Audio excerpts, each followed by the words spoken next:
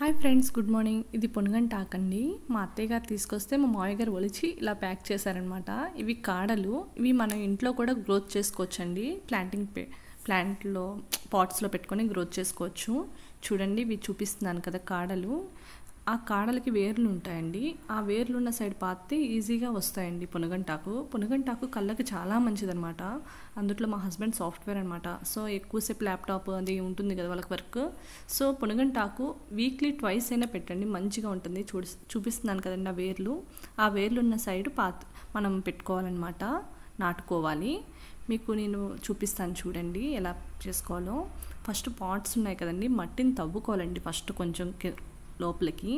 ఎందుకంటే మనం కొత్త ప్లాంట్స్ ఏమైనా వేసినప్పుడు పైన మట్టి తవ్వితేనే వాటికి బలము వస్తుందన్నమాట.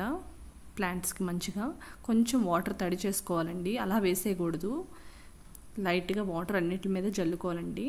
చూసారా, నేను అన్నిటి మీద వాటర్ జల్లాను కదండి. ఇప్పుడు ప్లాంటింగ్ మనం ఒక్కొక్క కాడల్ని నేను డిఫరెంట్గా పాతున్నా అండి. కొన్ని ఈజీగా వచ్చేస్తాయి, కొన్ని ఏమో సరిగ్గా రావన్నమాట.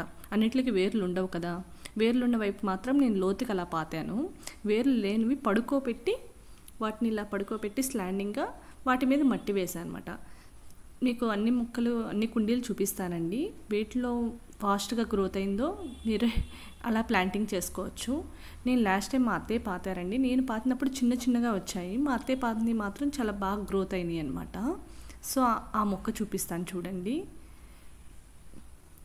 ఇలా మీకు నచ్చితే లైక్ చేయండి, షేర్ చేయండి, కొంచెం సబ్స్క్రైబ్ చేసుకోండి. ఇప్పుడు దాకంటే వీడియోస్ నేను సరిగ్గా తీయలేదండి, కొంచెం ఇంట్లో కొంచెం ఇదిగా ఉందని. ఇప్పుడు నుంచి నేను ట్రై చేస్తాను మ్యాక్సిమం. చూసారా ఎలా గ్రోత్ అయిందో. ఓకేనా, థ్యాంక్ యూ, బాయ్.